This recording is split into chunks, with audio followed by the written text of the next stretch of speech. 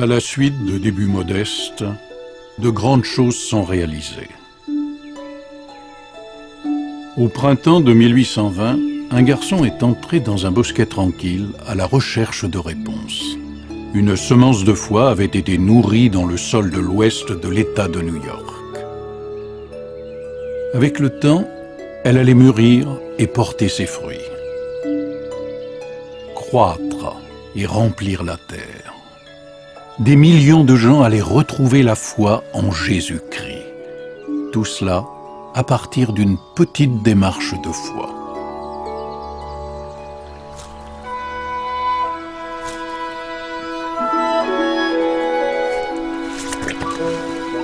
Joseph, à l'aide!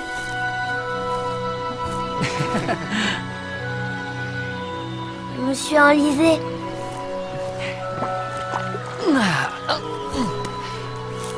J'ai glissé.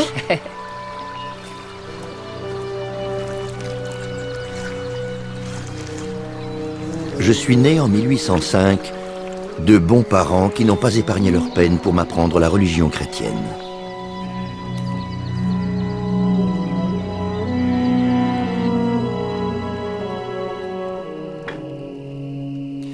Merci, Catherine. Hier, nous avons lu dans l'évangile de Jean « Car Dieu a tant aimé le monde qu'il a donné son Fils unique, afin que quiconque croit en lui ne périsse point, mais qu'il ait la vie éternelle. »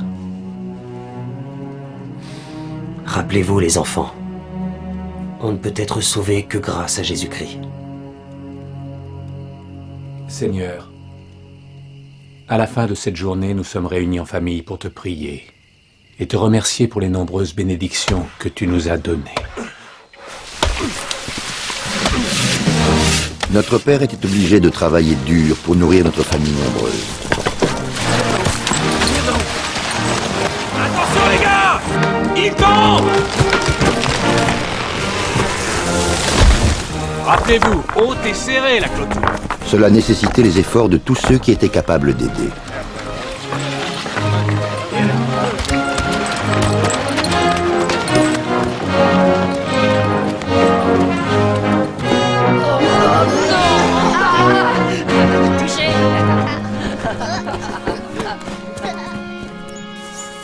Déjà très jeune, je commençais à beaucoup me préoccuper du bien-être de mon âme. Il y eut dans l'endroit où nous vivions une agitation peu commune à propos de la religion.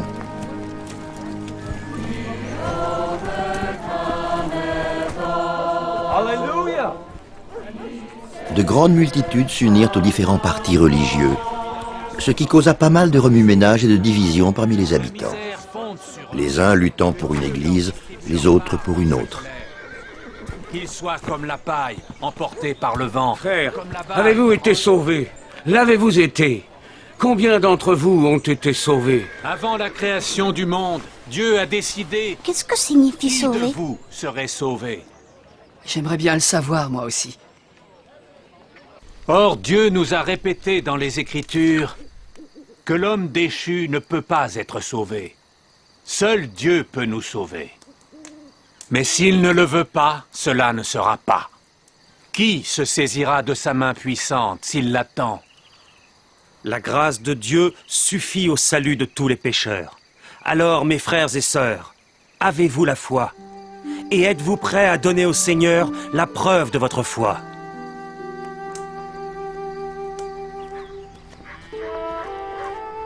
Père, Oui? comment saurons-nous si nous sommes sauvés?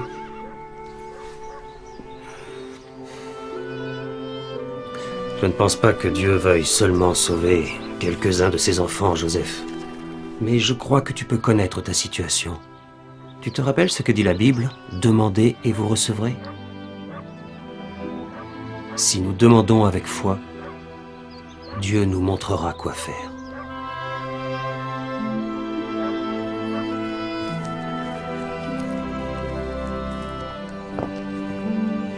Pourquoi papa ne vient pas? Papa a beaucoup de foi, William. Seulement, il la montre autrement que certains. Or, si vous choisissez une mauvaise confession et entrez dans une église corrompue, attendez-vous au froid et aux ténèbres toute votre vie. Vous devez donc demander quelle confession se rapproche le plus de la vérité. Et c'est de cette église que vous devez devenir membre. Mais comment savoir quelle église a raison?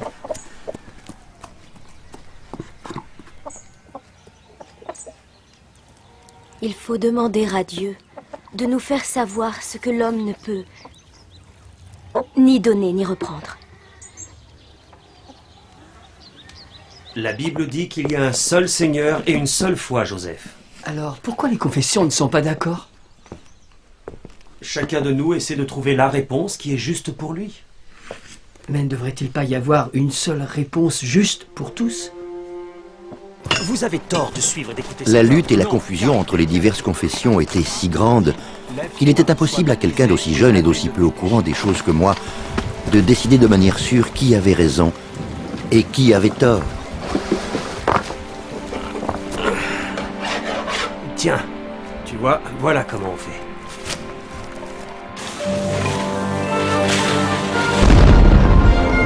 Mes chers citoyens de Palmyra, nous célébrons aujourd'hui l'anniversaire de notre liberté. Liberté payée par le sang et les larmes de nos pères fondateurs. Joseph, tu surveilles bien, je vais chercher du pain d'épices.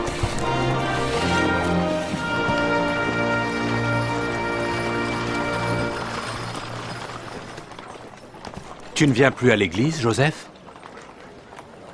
J'essaie de faire comme vous l'avez dit. Et j'essaie de voir quelle est la vraie doctrine. Je vois.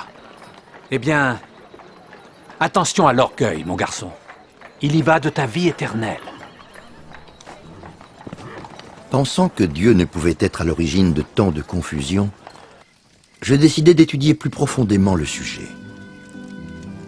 Ta parole est une lampe à mes pieds et une lumière sur mon sentier.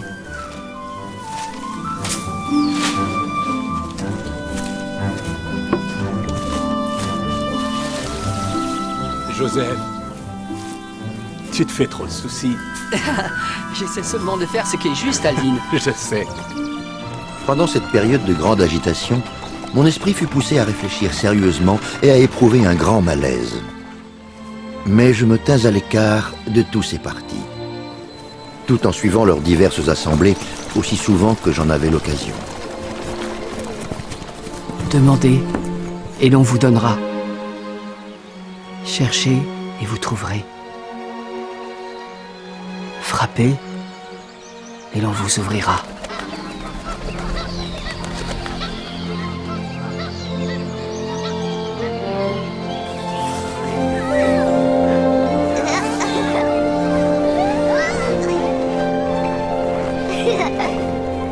Car quiconque demande reçoit, et celui qui cherche trouve. Père, il nous faut plus de farine. Il faut y aller, les enfants. Venez.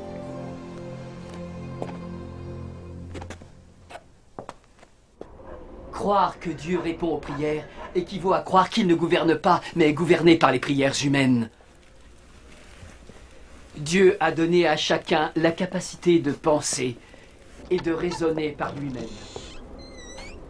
Au milieu de cette guerre de paroles et ce tumulte d'opinions, je me disais souvent, que faut-il faire? Lequel de tous ces partis a raison? Et comment le saurais-je?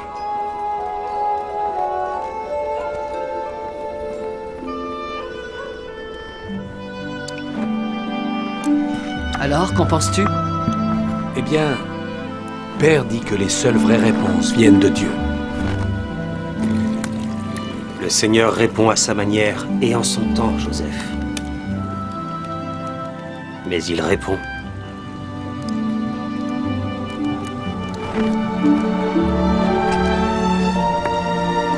Si donc vous savez donner de bonnes choses à vos enfants, à combien plus forte raison votre Père qui est dans les cieux donnera-t-il de bonnes choses à ceux qui les lui demandent?